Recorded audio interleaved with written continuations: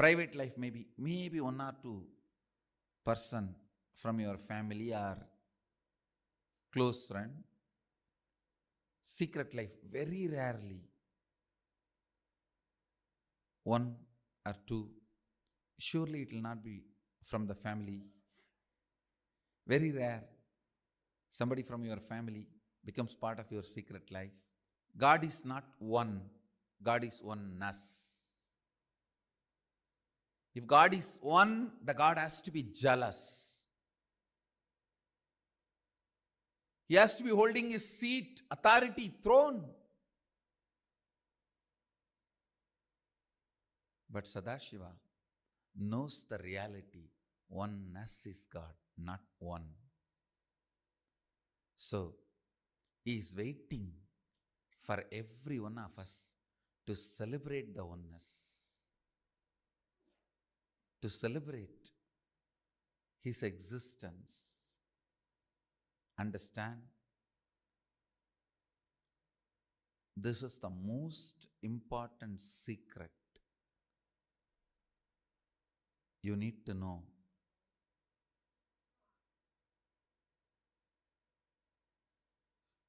When you try to declare,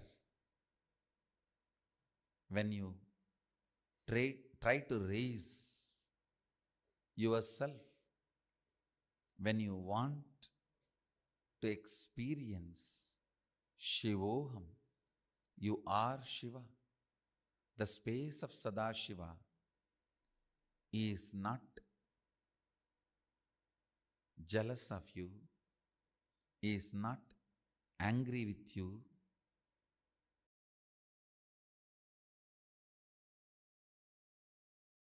Understand the inner space of Mahadeva. Some of the important secrets you need to know from the inner space of Mahadeva. The most sacred secret from the inner space of Mahadeva. Please listen carefully. You need to understand the inner space of Mahadeva. Only then you will understand the value of this great teaching, the great truth, the sacred secret. In your inner space, you constantly feel threatened by anybody and everybody. If somebody gets the same amount of money you have, you feel threatened. If somebody gets the same amount of name you have, you feel threatened. If somebody gets the same amount of fame you have, you feel threatened. Understand. In your inner space, you constantly feel threatened by others. If somebody gets the same power you have, you feel threatened by them. Your inner space feels threatened because you have a cognition, resources are limited. Resources are limited. So if somebody has, you can't have. Which is not the reality, which is only a comparative reality, not existential reality. Listen. Which is only a comparative reality, not existential reality. Sadashiva's inner space never feels threatened because he knows Shakti is endless. Resources are not limited. Shakti is not limited. The logic, if you have, I can't have, does not apply there.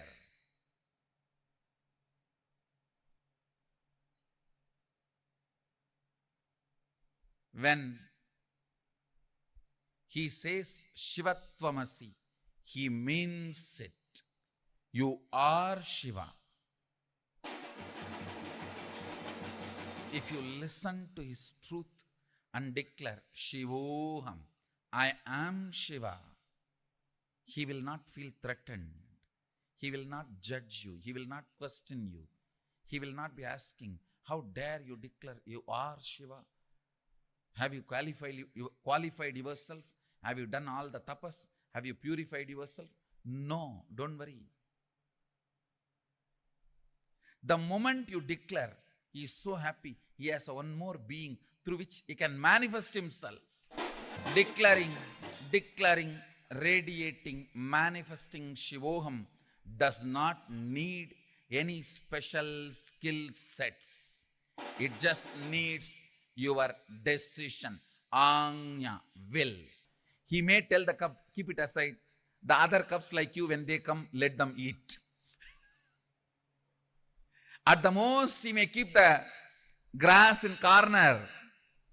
For the other cubs who are thinking they are sheep, when they come in, they need 1 or 2 meal till they realize they are lion. Sadashiva has no use from you. He has nothing to gain from you, but he is passionate about you just to manifest himself through you. Nothing which you think is useful for him.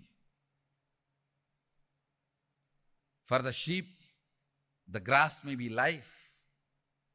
For the lion, it has no use. Understand, Sadashiva has no use. From your skill sets are the things you value. But he is passionately calling you, waiting for you. He is passionate about you just to manifest through you. That is why I am saying, whenever you declare Shivoham, Sada Shivoham, not only he does not feel jealous, competition, threatened, not only he is not going to question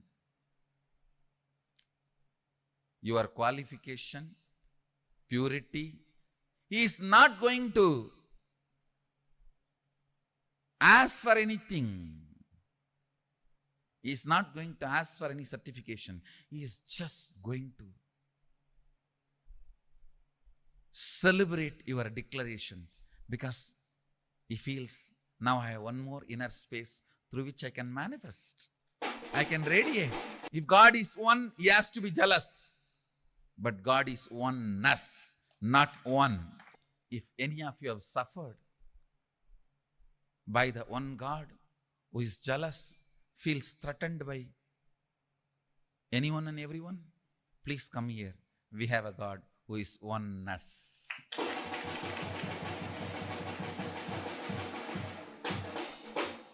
God is not one, he is oneness. That is why when you declare Shivoham, he celebrates you. Now he knows he has one more being through which he can celebrate his oneness. One God will always feel threatened because there cannot be second one. The oneness God will always be celebrating because he is going to manifest his oneness through everybody. Understand this Mahadeva Rahasya. First, his inner space does not feel threatened like you because he knows resources are endless. Shakti is endless. Second, because he does not feel threatened, when you declare Shivoham, he is not going to ask you for your qualification, purity, all the certifications. He is only going to celebrate and start manifesting, radiating, encouraging, enriching, helping, supporting you to manifest the Shivoham completely. Third, he has nothing to gain from you other than fulfilling you by manifesting himself through your being. Mahadeva Rahasya. On this auspicious Guru Purnima day, for all of you is Vedanta, Siddhanta, Agamanta, Vedagamanta Sara Shivatvamasi. Shivatvamasi is the initiation from Guru. Shivoham is the declaration from yourself towards the cosmos. Shivatvamasi is initiation.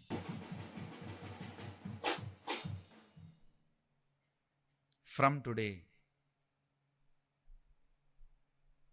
till the Navaratri, the Chaturmasya Vrata starts.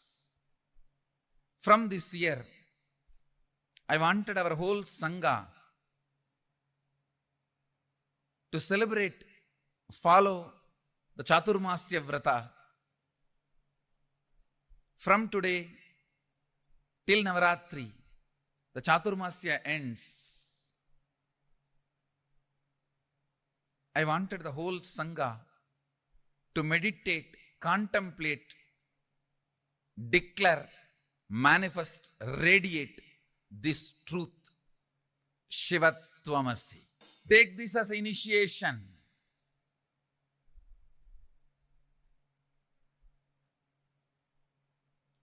From Sadashiva, and contemplate every day. If I am Sadashiva, then this is the way my life should manifest. Again and again and again, let your will declare you are Shiva and decide to manifest your life as you want. When you see life starts manifesting as you want, you will become more and more integrated to this truth of Shivoham. You will become more and more authentic to the truth, Shivoham. You will become more and more responsible to the truth, Shivoham. You will become more and more enriched. You will be enriched and enriching the truth, Shivoham.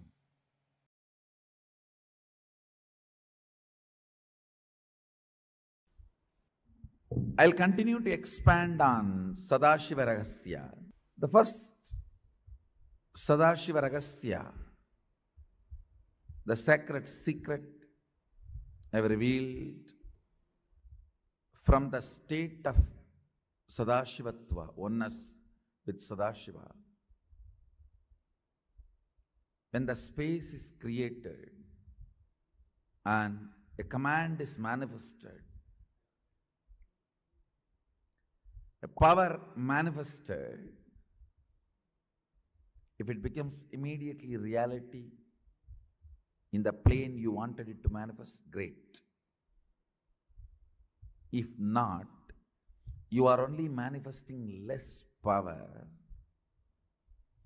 So the solution is manifesting more power, not questioning the legitimacy of the science or your ability to live that science. Listen carefully. Because the state is a gift from me, it cannot be taken away. Actually, you can't be out of the state. That's the problem.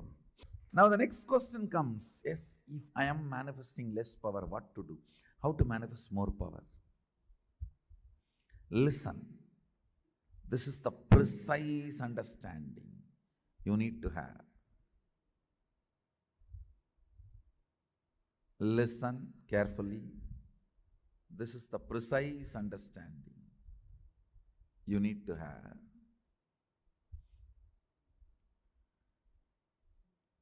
State is the bow, the space is the thread, and arrow is the sankalpa with which you pull. When it goes and attacks and manifests, what do you want is the power manifestation. Listen carefully. State is the bow, space is the thread,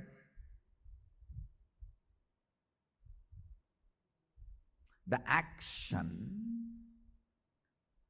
of putting the arrow is the sankalpa, putting the arrow and pulling it, that is creating the space and manifesting the sankalpa as the reality. Listen carefully.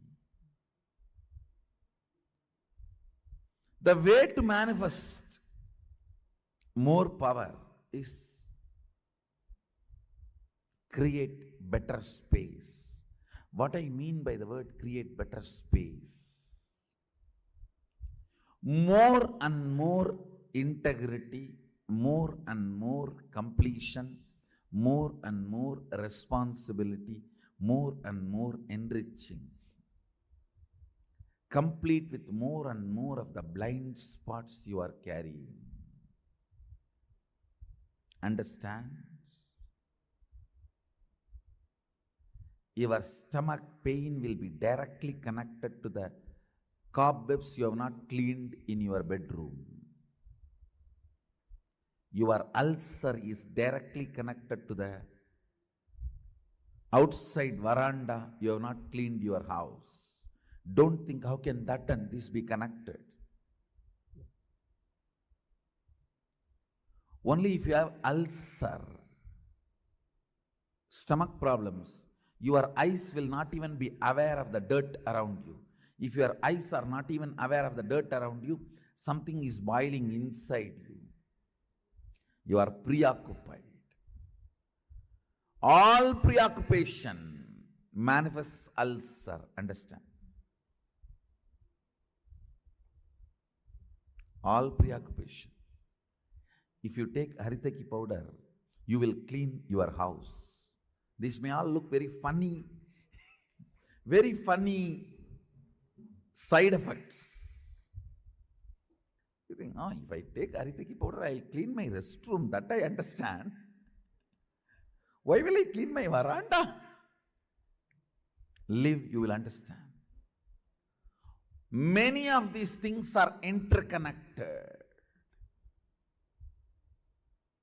Many of these are interconnected.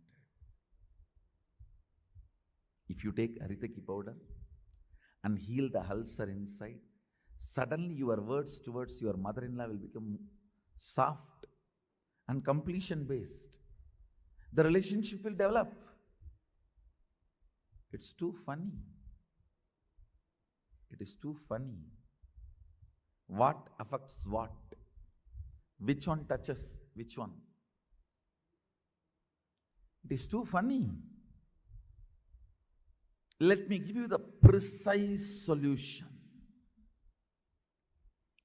State is achieved by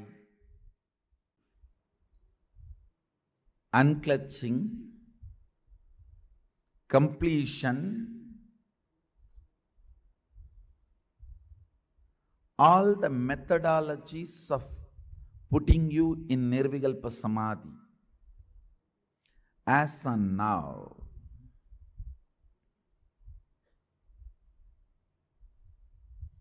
understand, I don't see any of my disciples at least manifesting any power without touching the Nirvikalpa Samadhi. And I also make sure you don't manifest powers before you touch the Nirvikalpa Samadhi, because if you start manifesting before you touch Nirvikalpa Samadhi, it will be Siddhi, not Shakti. Nirvikalpa Samadhi is too important. Nirvikalpa Samadhi is too important.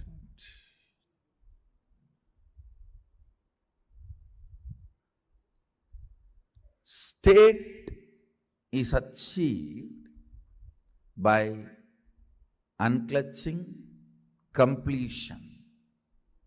Of course, ultimately by initiation. The Shaktipada puts you into the state of Nirvikalpa Samadhi, state of Sadashivatva, oneness with Sadashiva. The space is created by more and more completion with others, When I say completion with others, whatever you perceive or cognize as others, making them part of your oneness is completion with others. Understand, whatever you cognize as others, persons, river, hill, whatever you may cognize as others, imbibing them as part of you,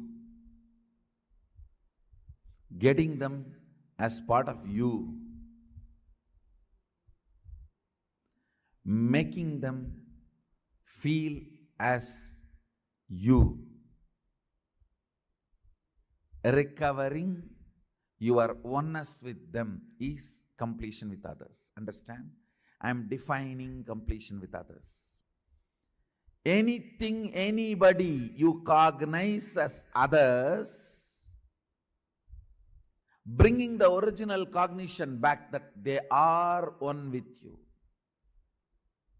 Waking up to the oneness with them or at or it. Realizing the oneness again is completion with others. Completion with others is not apologizing to others. Understanding others. Others are as complicated as you. Understanding others are as complicated as you brings completion with others. You are not a bad person, you are a complicated person. All your dimensions are very strong. What others consider as good part of you, what others consider as bad part of you, all are very strong.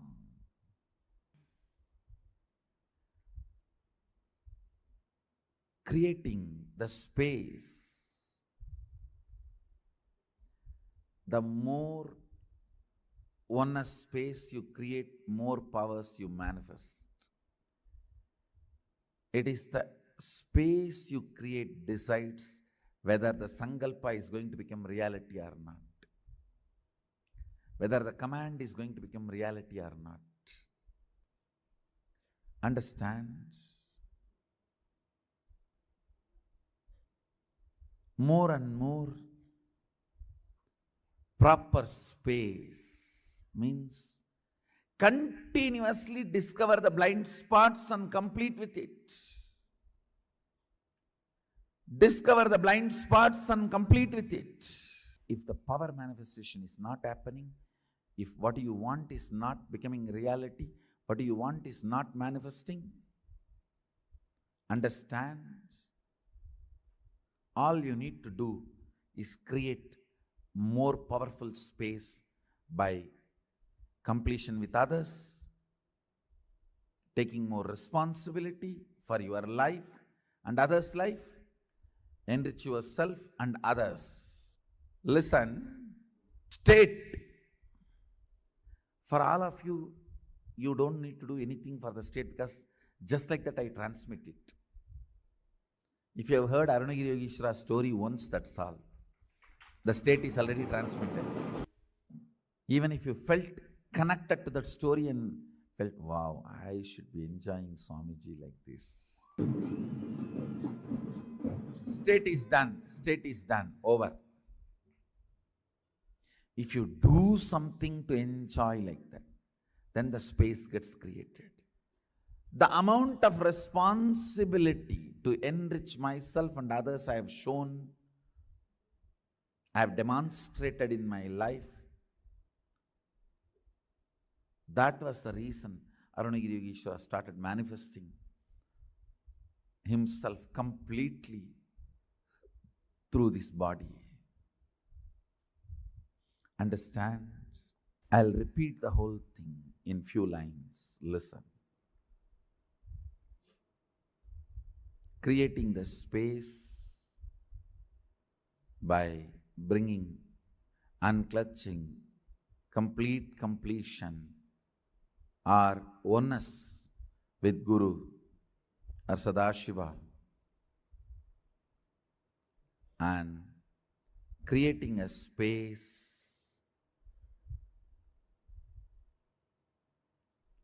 through responsibility, enriching completion with others, and manifesting your sankalpa is power manifestation. This is the first principle for Shaktipada.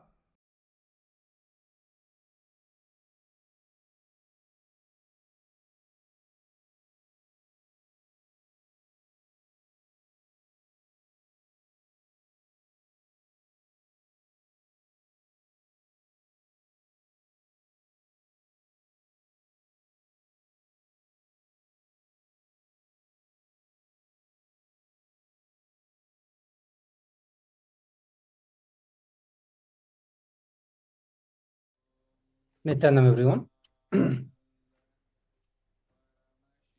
Nithyananda Vishnu Vishwanathan and Nithyananda Mahalalita.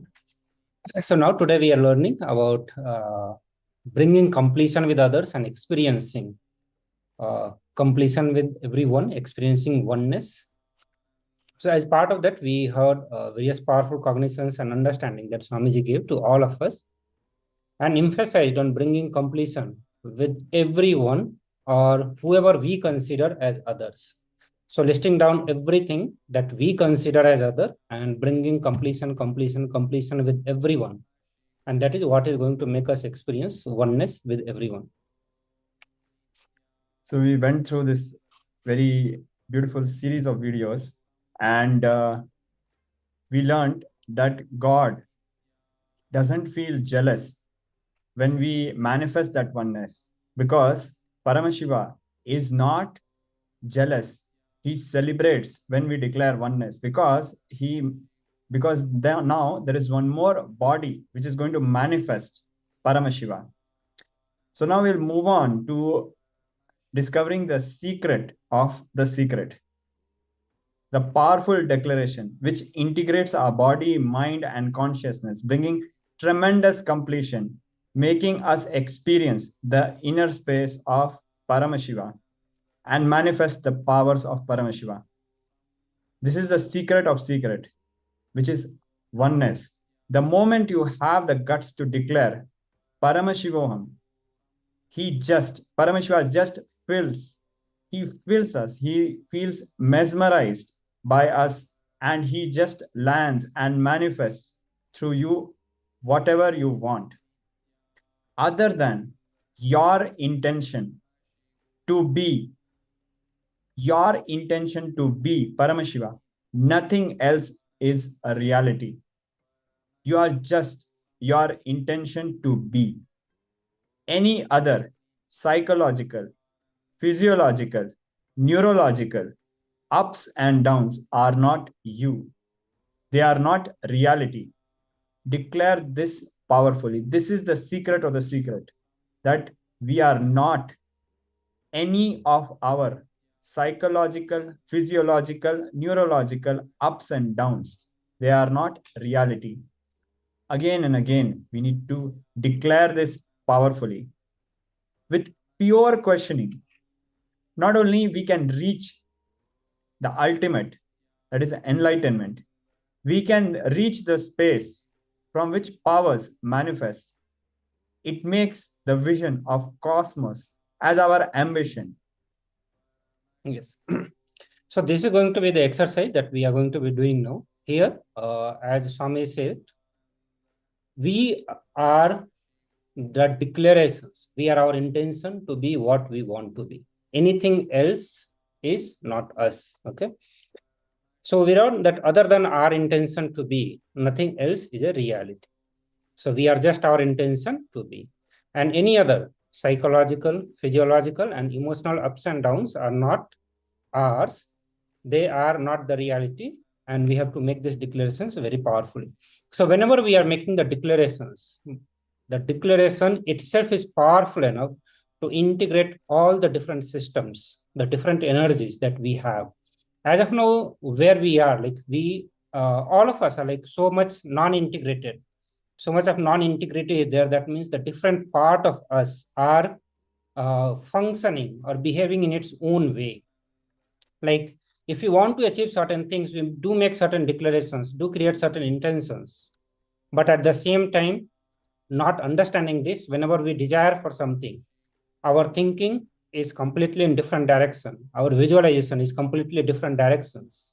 Our verbalizations is completely different directions. Our actions are completely different directions. Our lifestyle is completely different. So all the different parts are in different directions. They are not integrated towards the goal, towards the purpose which we want to achieve.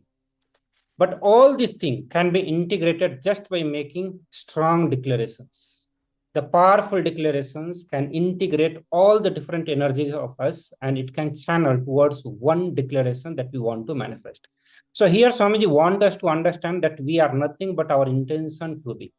So whatever I want to be, what is my purpose, what I want to be, that only is me. Other than that, there is nothing else that exists. If anything that you face in your life, whether it is physiological ups and downs, psychological ups and downs, neurological ups and downs, anything that you feel, understand that is not you. Other than your intention to be what you want to be, everything else is not real. So understanding and using this powerful cognitions, we are going to integrate ourselves. We are going to manifest enlightenment. So with this pure questioning, not only we will be reaching enlightenment, we can reach the space from which powers manifest. It makes the vision of the cosmos as our ambition. So Swamiji gives an example that do not assume anything other than your intention to be. Nothing else is a reality. Then ask yourself, why I am getting carried away by the situations. Let me project this assignment so that it's easy for all of you to do the exercises. Okay. So now I'm projecting this assignment on your screen. So you have to ask yourself then why I'm getting carried away by the situations. What is my intention? Is this situations supporting my intentions or not? How is it contributing to my intentions? Let me manifest to support my intention. So with this powerful cognitions that other than my intention to be, nothing else is a reality. With this powerful cognition, sit and meditate on it, contemplate it. You have to contemplate that why I'm getting carried away by the situations. Why is my intention or what is my intention? Is this situation supporting my intention or not? Because other than your intention to be, nothing else is reality. So let us experience this truth by contemplating on it. So I request all of you to sit straight and start contemplating on it. I'll give you a few minutes for this.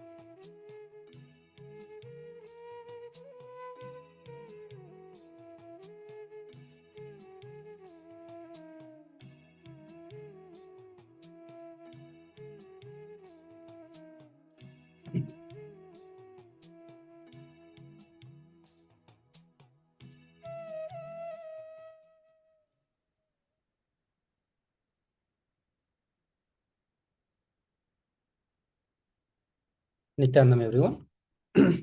So all of you, please relax now.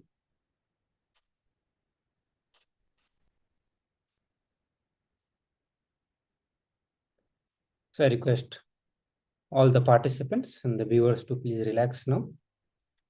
We will be moving to the next segment of this session, and we are going to be doing the power manifestation.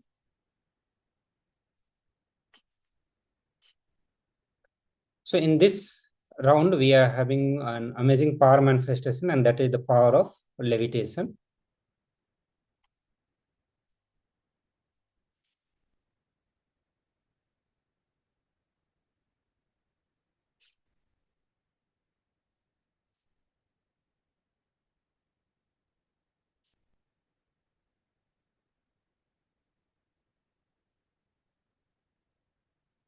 Okay, so I request all of you to please sit straight.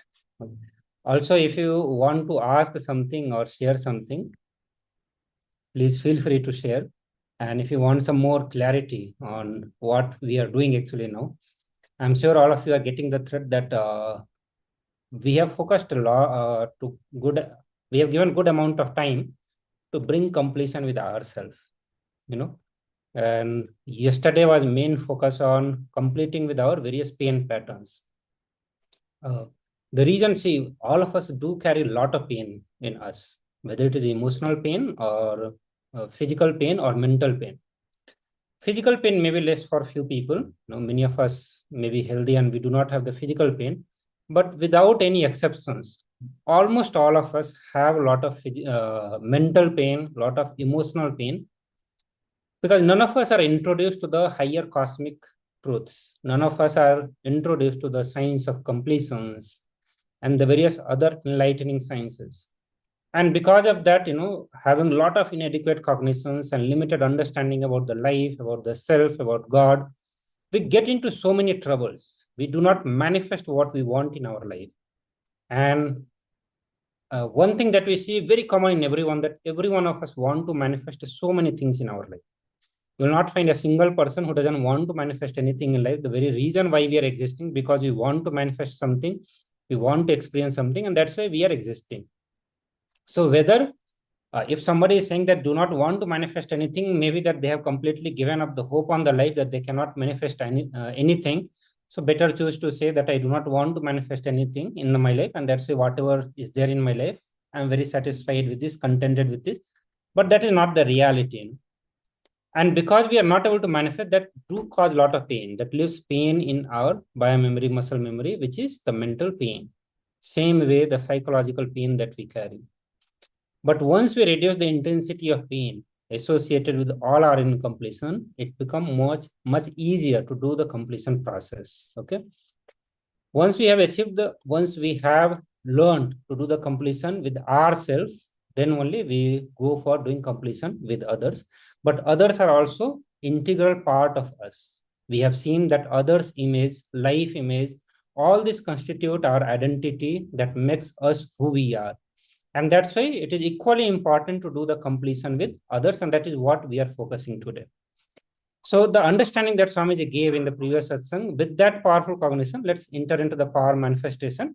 And we are going to manifest the power of levitation. I request all of you to sit straight and visualize Swamiji in your third eye. Bring your awareness to the third eye. Visualize Swamiji. Chant the Mahavakya intensely and loudly. And while you are doing this power of levitation, I request all of you to sit in Padmasana and put your hand in the Samana Mudra.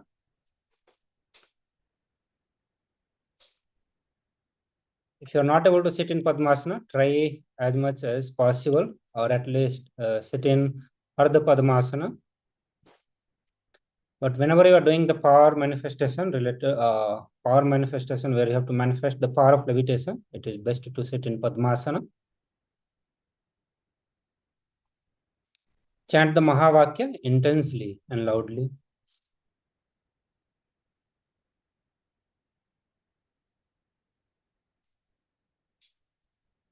So I'm again projecting the powerful cognition that we learned from the previous segment. So continue to chant the Mahavakya. Hold on to this truth that you are Paramashiva.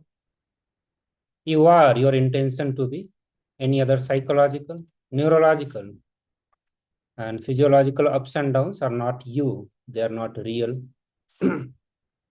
You are your intention to be. With this, continue to chant the Mahavakya and declare to manifest the power of levitation. Please continue.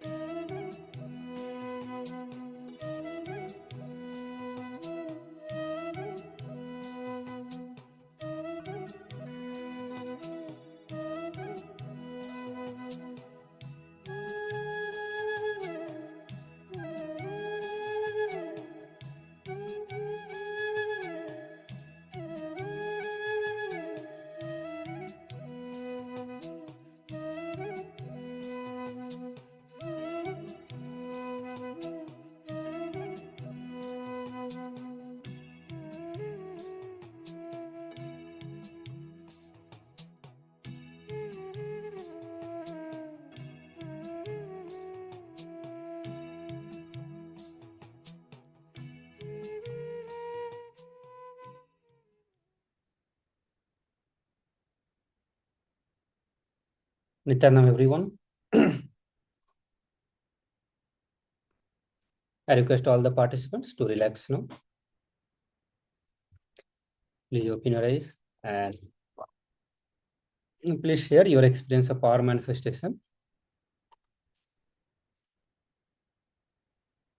Also, with this, we'll be getting ready to move to the next segment. And as we are experiencing the more and more oneness, or we are learning the science to experience more and more oneness with the others in our life, we are also going to learn about causing others reality. And it's very much related with manifesting oneness with the other people and manifesting your own reality. So even though this segment name seems like causing others reality, but ultimately it is going to be causing your own reality by causing others reality. So we are going to be expanding on how causing others reality is going to complete you. Understand? It is going to be completing you. How completion happens in you by causing others reality is our prime focus in this segment. So causing other reality is not a sacrifice that we have to do. It is neither a sacrifice nor a moral value where you are going to be teaching. So when we are going to cause other reality, if we do it from the right context, the context that we all are in oneness, for the right reason, will be radiating enlightenment. So causing others a reality is going to make you experience the various qualities of enlightenment. It is going to make you radiate the qualities of enlightenment. But it has to be done from the right context, right understanding, and for the right reason. It's not like we are just doing some sacrifice to make somebody else reality. And that is what, that is what remains as a pain pattern in all of us. That if I have to make somebody else happy, if I have to fulfill their dream, I have to sacrifice mine. I have to sacrifice something in my life. That's what many times a parent or father, mother goes through that feeling when they are doing it for their sons and daughter. Many times this is felt by the son. Many times it is felt in the friendship. In various form of relationship, we do feel that to make others happy, I have to sacrifice something. And that is what over a period of time, we start even enjoying that I am sacrificing something so that the other person is happy. But here, when we are learning the causing others reality, we are infusing the enlightening understanding. We are going to do it from the right understanding, the right context. And this will become an experience of enlightenment rather than the feeling of sacrifice or any other kind of teaching the moral value to others. Swami said that we cannot understand ourselves. We can only experience ourselves. So any conceptualization, intellectual understanding, any way we try to grasp ourselves, it will always be misunderstood. Okay, so this is another powerful understanding that we need to have, that we cannot understand ourselves. And that is what we say, I'm trying to understand the other person, I'm trying to understand myself. But here what Swami is saying, that we can only experience ourselves. So any kind of conceptualization to others or to ourselves, trying to build intellectual understanding about the self or others, will not be able to grasp. It will only be misunderstanding. So one of the biggest misunderstanding which happens in our life is that we trying to grasp ourselves. We not being comfortable with the vast ourselves, the beautiful us, the amazing us. We are not celebrating that extraordinary you and trying to grasp ourselves is the original sin that we commit in our life. And I think all of us do this, that we always try to understand rather than experiencing ourselves, rather than try to experience ourselves of who we are, what we are. And this is the original sin that we commit, that we try to understand ourselves. We are trying to grasp ourselves is the original crime that we do. Swamiji says, be a daughter to your mother, be a student to your teacher, be a friend to your friend, but be you to you. Be undefined you to you. So do not try to, and this is one of the common, I can say, the habit that we built. Whenever we meet somebody, we always have to define ourselves, that who we are. That is a very common question that we ask. Okay, who you are? Can you please tell me something about yourself? And just to face this question, to socialize, to be with the friends, family, or relationship, we always try to build some sort of, try to build certain logic, understanding about ourselves, that who am I? And that is what Swami is saying here, that to you, just be undefined you. To your daughter, you can be your mother. To your mother, you can be daughter. To father, you can be the son. To your teacher, you can be a student. But to yourself, when it comes to you, just be undefined you. So this is one of the very powerful understanding that Swami is sharing with all of us, giving all of us. So if we have already created an I about ourselves, we have to be very careful about the truth that it is a lie. The truth is that it is a lie. So any identity that we have created about ourselves is not true, it's a lie. The idea that we carry about ourselves, even if we think we are God, it is wrong. So even if we think that the best inner image I am carrying, understand it is a wrong inner image that we are carrying. That is what Swami is saying here. You are not expected to think that you are God. We are expected to experience that we are God. Not to think, not to come to some logical understanding and conclusion that I am God, but rather we need to experience that I am God. The great truth, Nithyanandoham, Paramashivoham, I am Nithyananda, I am Paramashiva, is not to be thought about, it has to be experienced. Thinking is allowed from the context of experience. So thinking is allowed only to that extent, so that this become an experience for yourself, not more than that. But ultimate goal is that we have to experience who we are, that I am Nithyananda, I am Paramashiva. Any identity we create and the I, the cognition of I that we created, it is a wrong identity. The more and more you think about your identity, you will enter into more and more incompletion. The more you think about I, the more and more incompletion you will create.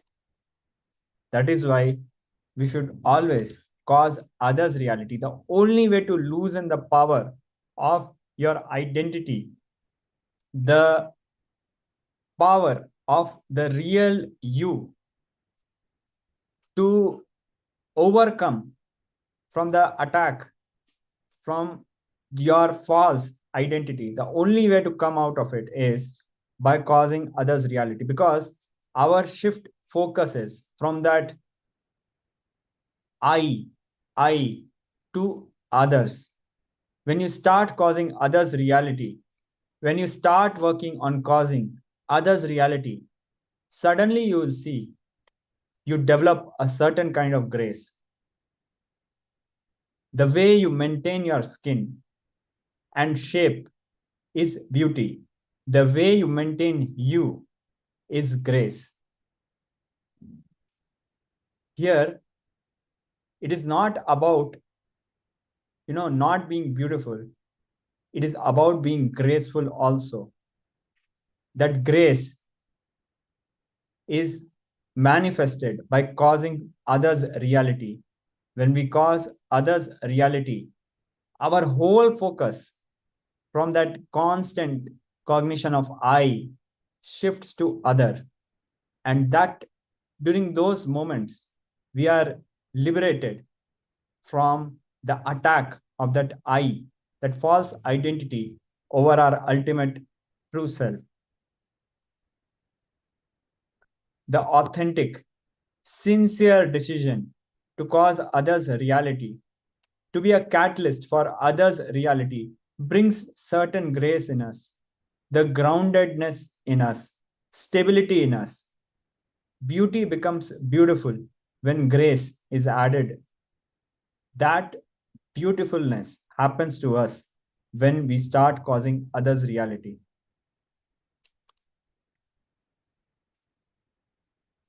Many of us are stuck somewhere, here and there. Somebody is stuck in a job, not able to move further. Somebody is stuck with some sickness, not able to get healthy.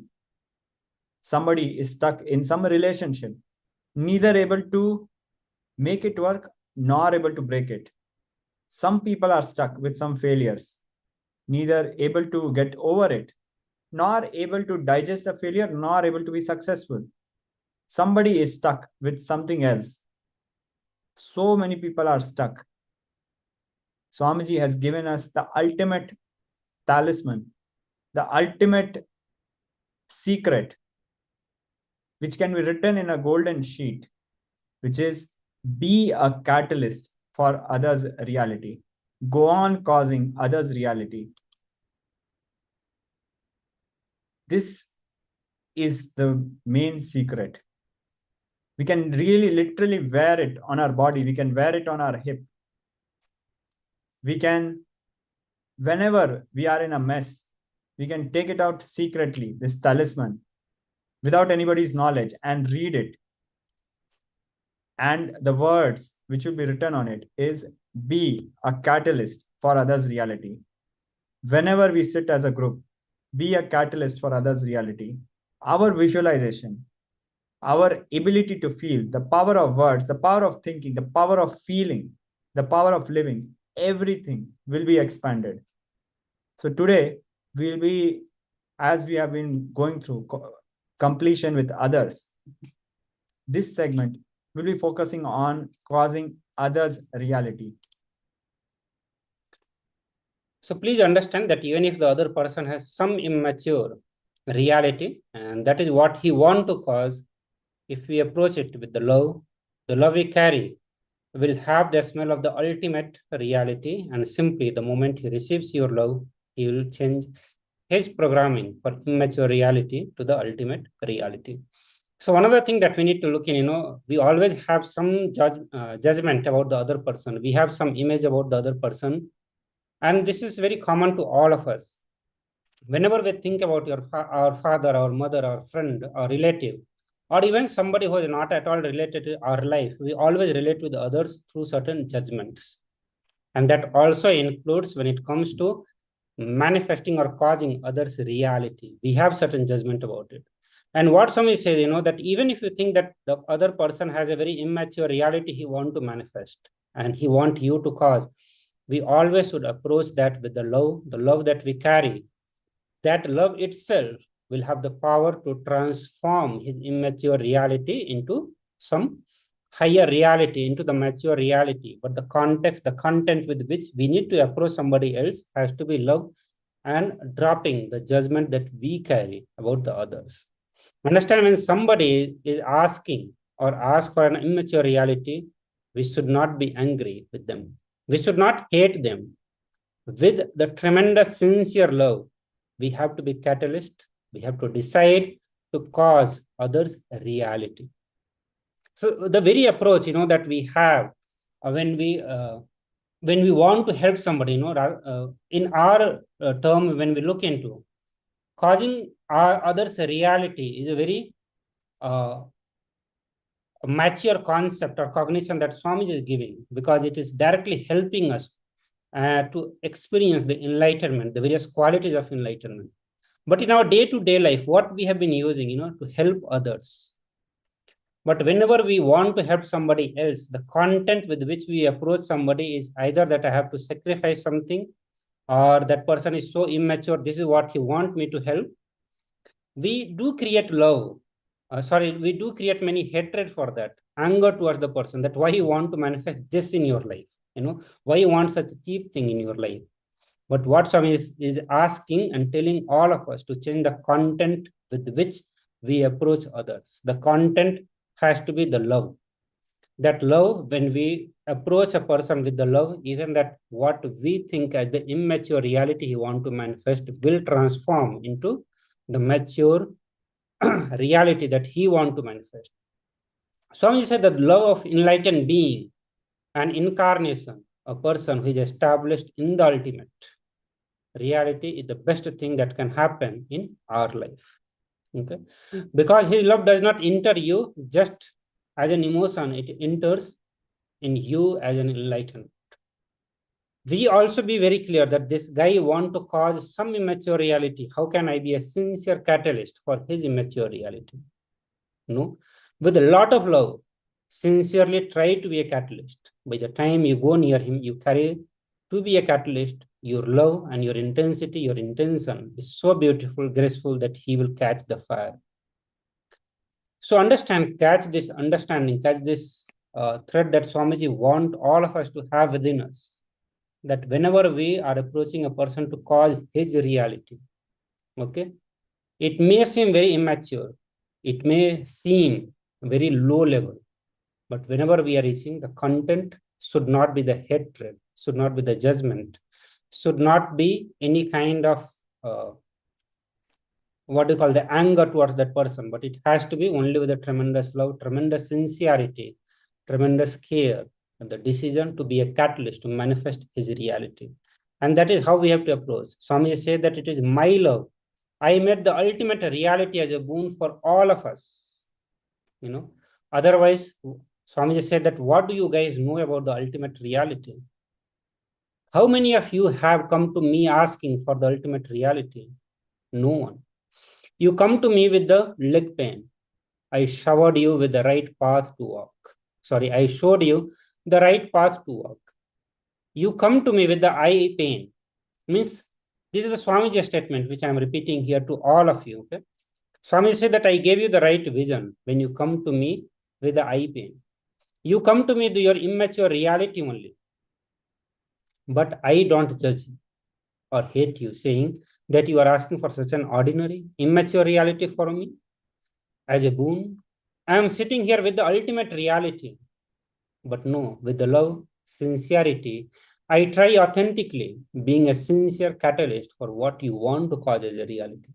You know, so look at how Swamiji reaches, how he approaches all of us. Okay, the same context. You know, look for others. When we are trying to approach others, we always feel that your reality is so cheap. You want to manifest such a small thing in your life. But when we reach to Swamiji, look at what Swamiji is. The Swamiji knows about the ultimate reality. He has experienced the ultimate reality. He knows that that is the best reality for you. But in spite of all that, he never questions, he never judges when we are approaching with the reality we want to manifest. All of us, without any exception, we can say that we do reach to him, that we want to have some health benefit from him.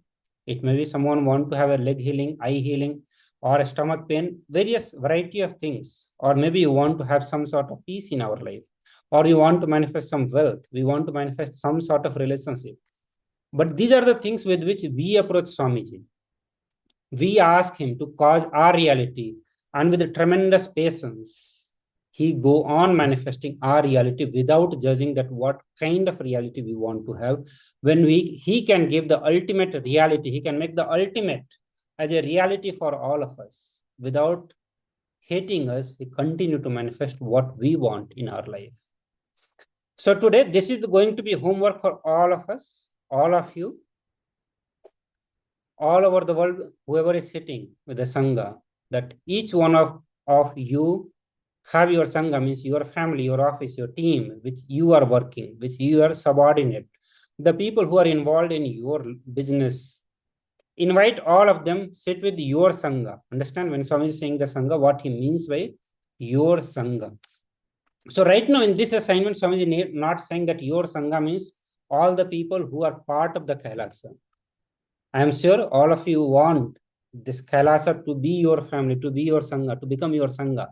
But right now, all of you have your Sangha, and that means that your friend, your family, your business place, your office, your team with which you are working, your subordinate, your boss, everyone who is involved in your life.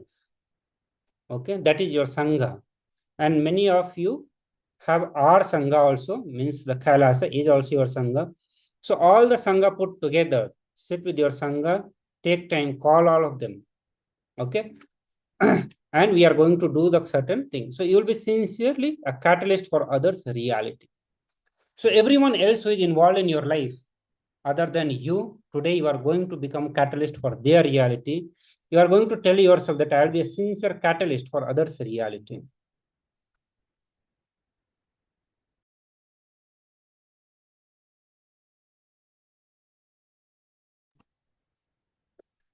So the whole group, and commit to them that you will be causing everyone's reality. Inspire them also to think, to be a catalyst for others' reality. Spend half an hour, plan, think sincerely that how can I be catalyst for others' reality, and sincerely start taking steps towards it. So this is going to be our assignment, and this is what we call as a teamly. The team plus your family is the word, and both this put together is a new word coined by Swamiji, is teamly. So we are going to be using this word teamly, means team plus your family. So you are going to make your whole team and family as one. Teamly means your team is going to become family, your family will be your team, but everyone is going to become part of you, and you are going to be causing there's a reality.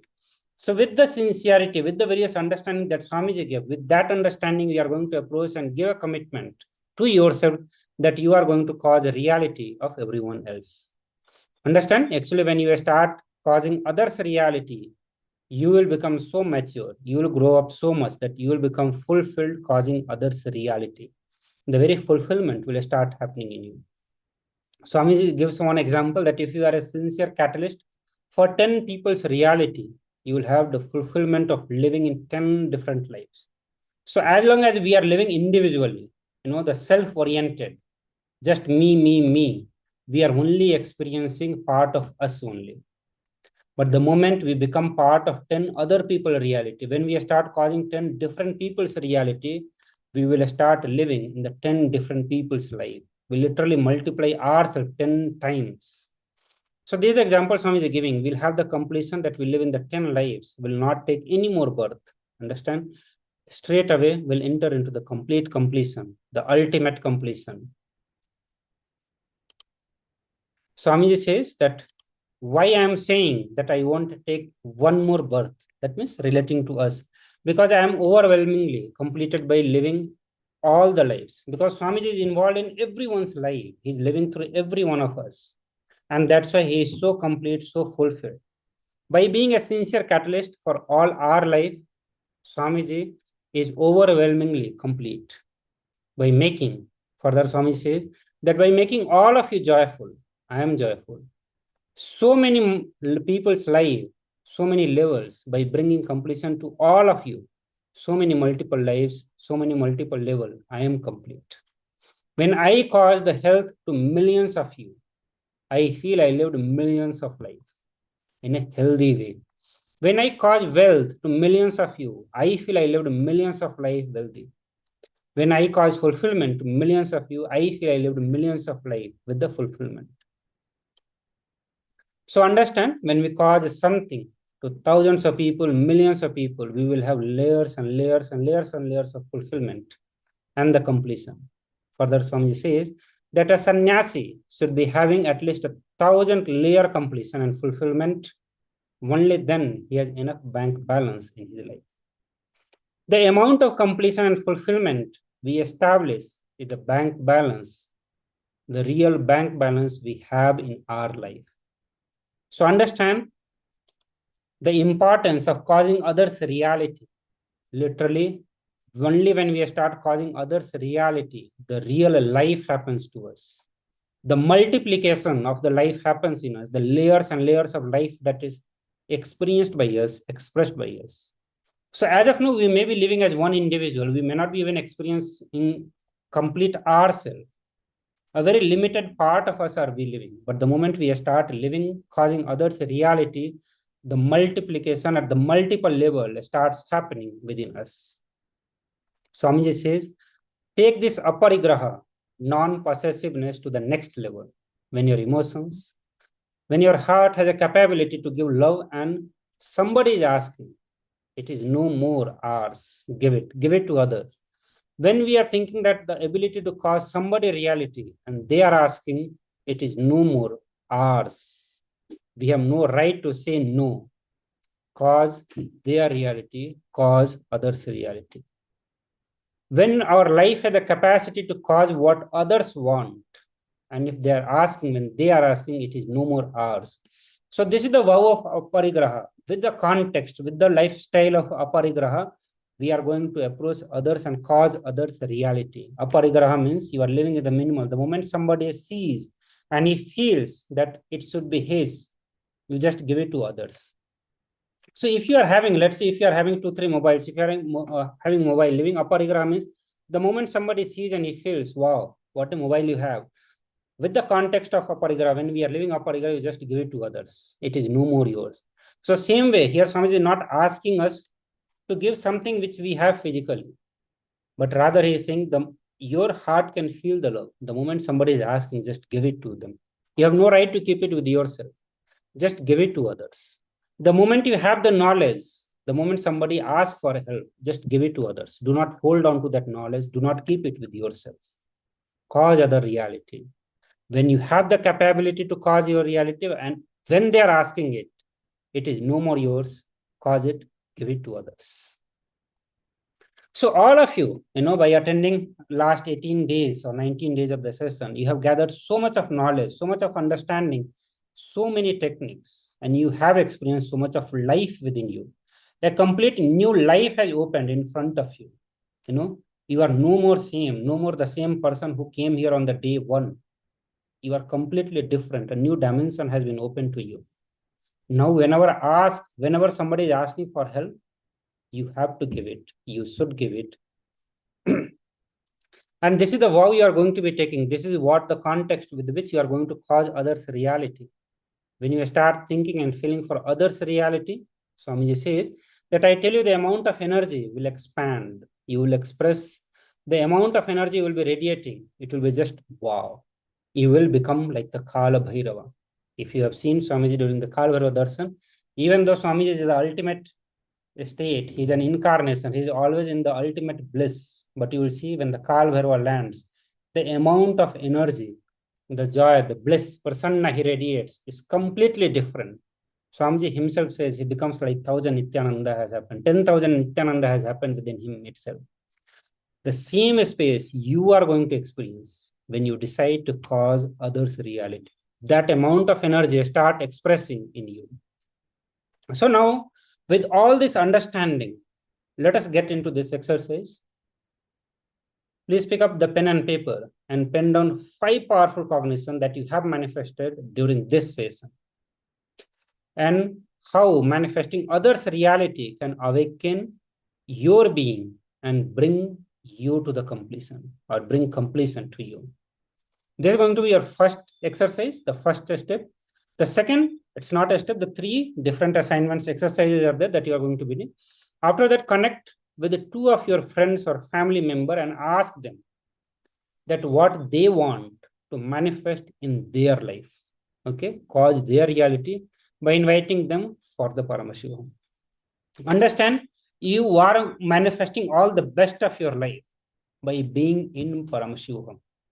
Your understanding about everything has evolved by now. Whether it is about the wealth, whether it is about the money, whether it is about the relationship, whether it is about the life goals, purpose, what you want to have in your life, everything has gone up. It is no more same. Okay. So you have understood, come to this understanding that causing Paramashivoham is the best for anyone else in the life. Okay. When our understanding about the wealth matures, we do manifest wealth in our life so casually. When our understanding about the relationship has evolved, we are manifesting a much better relationship in our life. And this is what everyone wants, Everyone wants, and we know that what they want, they can just manifest if their understanding about that is evolved, that is taken to the next maturity. If our understanding about the wealth evolves, money evolves, we will manifest more money. It's not that we are going to renounce the money. We may renounce, but the moment it matures, we do manifest more of that. So, causing people for Paramashivoham understand you are going to manifest all the reality that they want to have. So let us do this assignment. So without sharing any more, the powerful cognitions or understanding that why we need to cause others' reality, I request all of you to note down, pen down the 5 powerful cognitions that you have manifested during this session, and how manifesting others' reality can awaken your being and bring completion to you. Please write it down. I'll project this assignment for all of you also.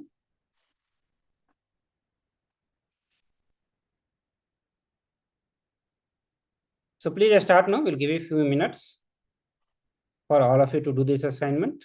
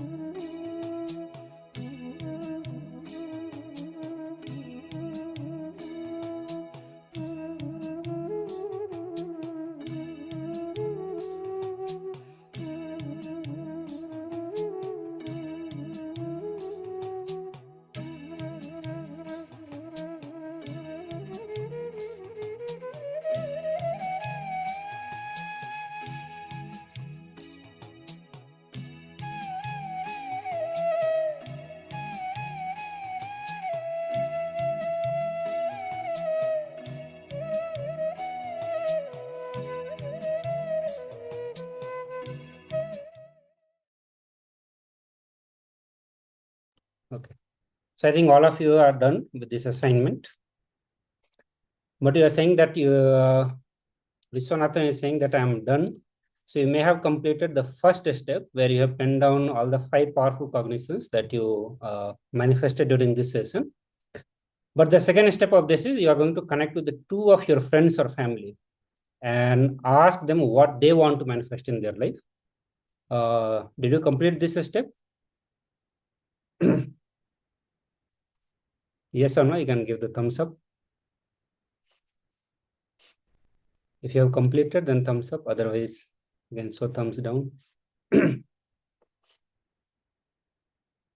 then the third, yeah, nobody available to connect. Okay, it's 2:30 in India. Okay. So as you are awake, maybe that many of your family or friends are still not sleeping. From which part of India you are? Chennai?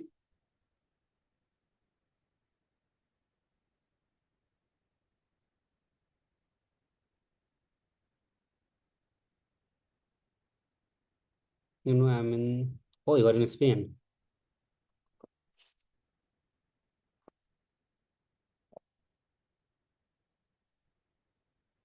Okay.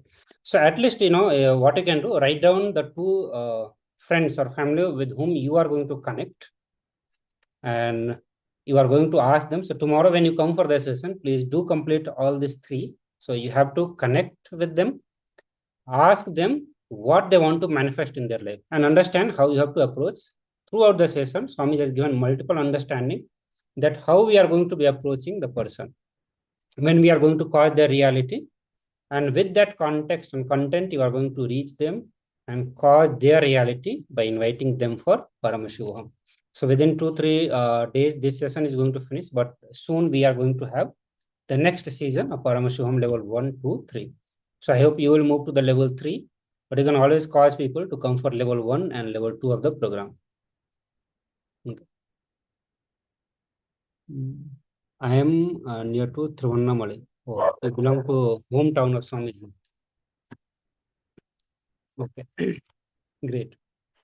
So just write down the other steps. If you have written, that's great. We'll move to the next round of power manifestation. And again, in this round of power manifestation, we are going to be experiencing and manifesting the power of levitation.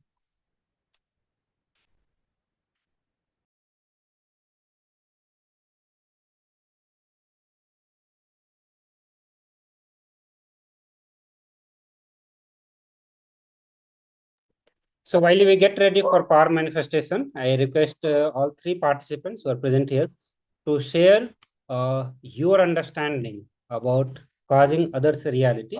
What are the various powerful cognitions you manifested, you cognized during this session, and about causing your reality? To please do share that also through the chat. You can share as many as you have cognized, as many as you have understood.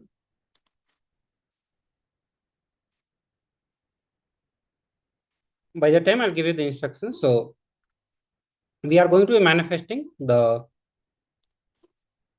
power of levitation. Sorry, in this round, we are going to be recognize the color blindfolded. So we are going to, you need to have a blindfold ready with you. We are going to manifest the power of third eye. I'll be projecting a color on your computer screen. You are going to scan through your third eye and note it down. Whatever color Swamiji reveals to you in your third eye. So I'll give you a few minutes, a few moments, as few of you are writing the powerful understanding that you got from this session.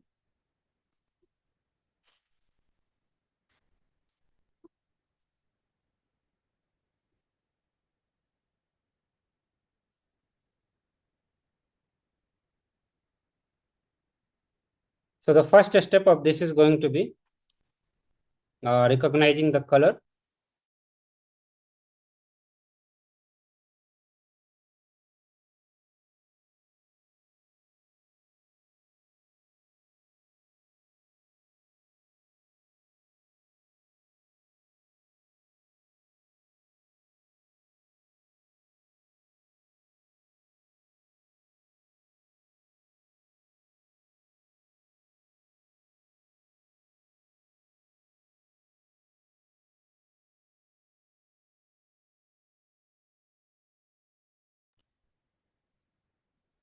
So I'll be projecting. We are going to have 2 rounds of power manifestation, and I request all of you to get ready for that.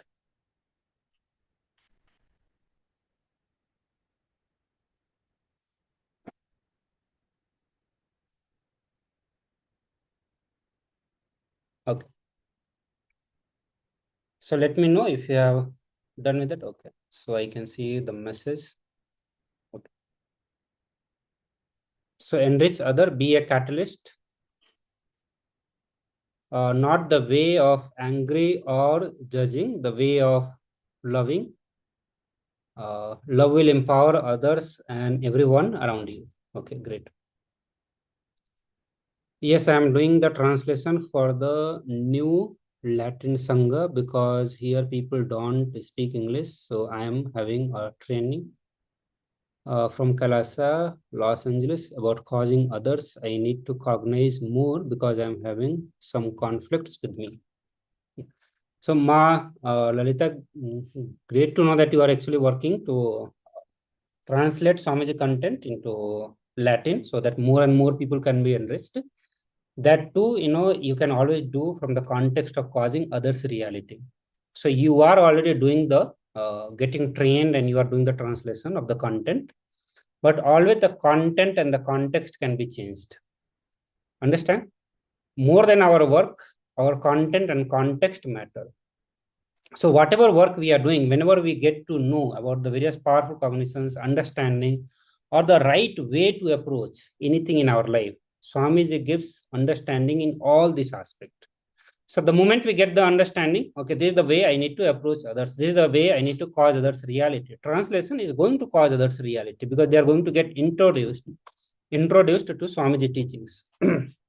And one more thing, Ma Lalita Gabriel, as you are sharing that you are having some conflicts, it is actually, I would say, it's not something to worry about. Because when you're causing others reality, this part of you where you feel you have conflict with others will suddenly lose power over you.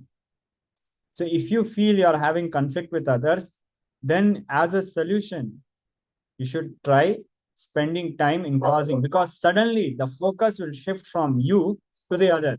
And your whole focus of your being will be to cause the other person's reality. All your own problems will lose power over you. So to give an example, let's say we have some n number of problems. Right now, your focus is only on those n number of problems. But suddenly, let's say 1,000 people come in your inner space. All those 1,000 people will have their own bunch of problems. So suddenly, when you're looking at so many problems, your problem is nowhere in the picture. Your space will expand. Your problems will lose value for you because you're so busy causing others reality. You're so busy for enriching and expanding and contributing to so many people's life that just to look at it, out of so many people's so many problems, yours is just one part of it. It will not have that much power over you because we are so entangled with ourselves, busy with ourselves, brooding over our own incompletions. It becomes such a big thing. When we expand to cause others reality, suddenly our own incompletions will lose power over us. So I would highly recommend that you try causing as a solution. Don't worry about your problems, but rather try and approach causing as a solution for overcoming your personal problems. So let's get ready for the power manifestation. I request all the participants to sit straight, close your eyes, and visualize Swamiji in your third eye. I am going to be projecting one color which you have to scan through your third eye. So please put the blindfold. Chant Mahavakya intensely and loudly. I'll be giving you a few minutes for this power manifestation, and then we'll have the second round of power manifestation. So now I'm projecting the color on your screen. Please scan through your third eye and see what Swamiji reveals to you.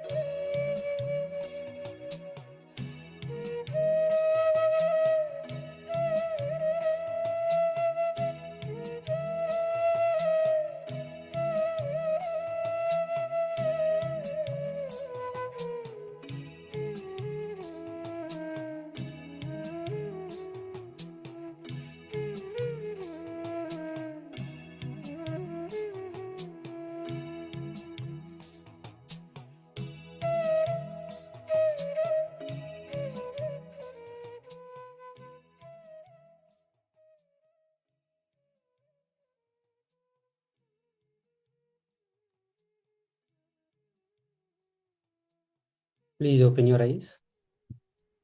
Remove the blindfold. Yes.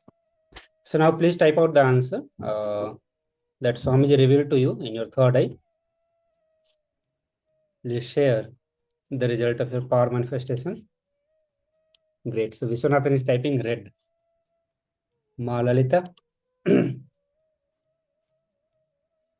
So what did Swamiji reveal to you during the power manifestation?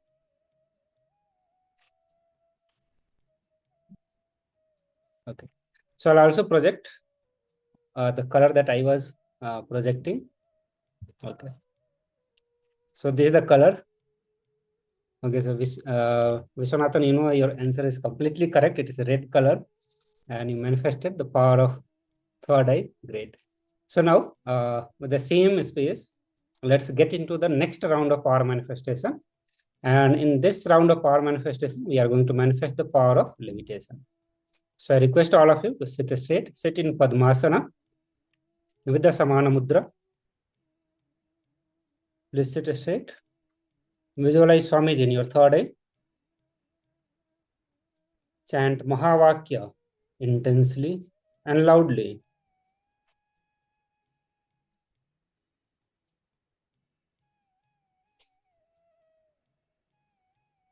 Sit in Samana Mudra and in Padmasana. Chant Mahavakya intensely and loudly. Be in oneness with Swamiji. Understand your intention. You are your intention to be. Anything else, whether it is a psychological, physiological, and neurological ups and downs, are not you. They are not real. Sit with this powerful cognition. Chant the Mahavakya and create the Satya Sankalpa to manifest the power, to manifest oneness with Swamiji. I'll give you a few minutes to manifest this power.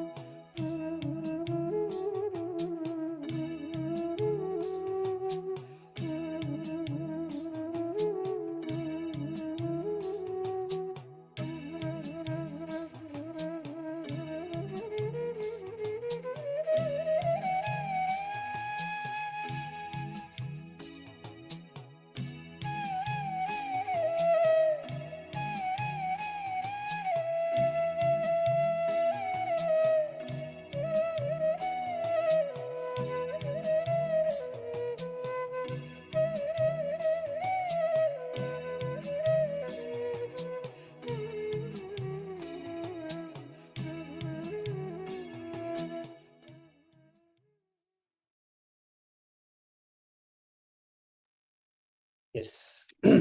So please relax now.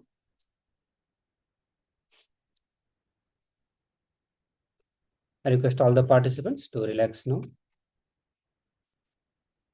It's time to share your experience of power manifestation, your experience with Swamiji.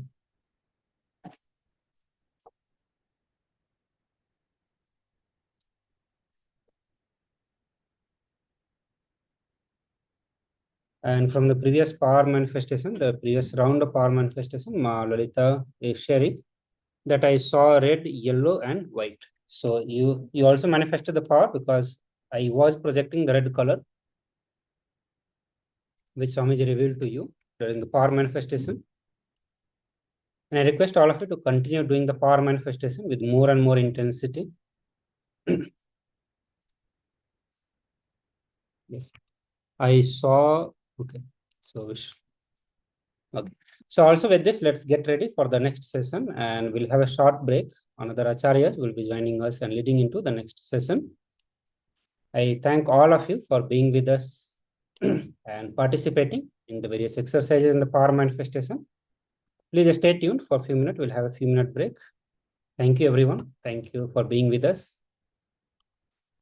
Nithyananda Paramashivoham Om Nithyananda Paramashivoham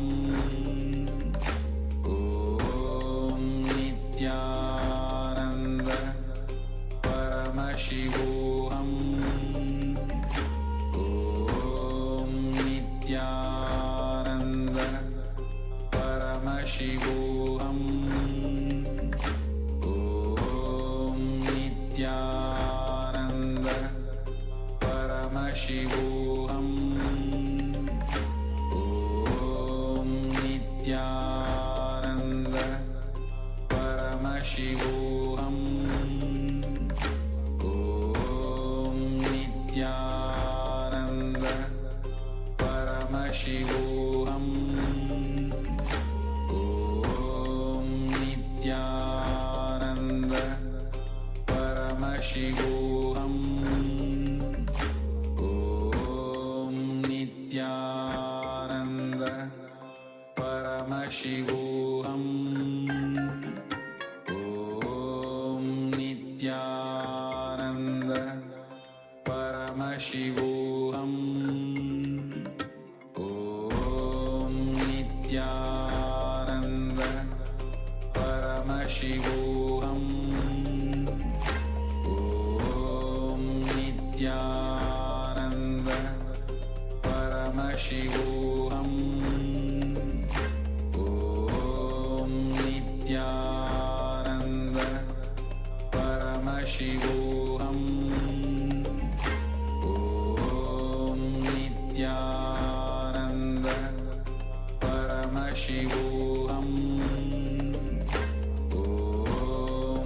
Nithyananda Paramashivoham Om Nithyananda Paramashivoham Om Nithyananda Paramashivoham Om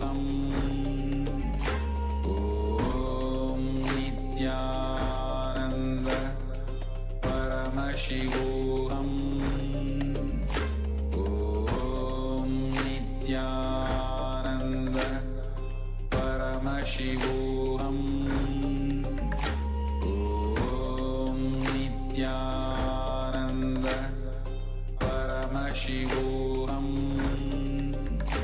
Om Nithyananda Paramashivoham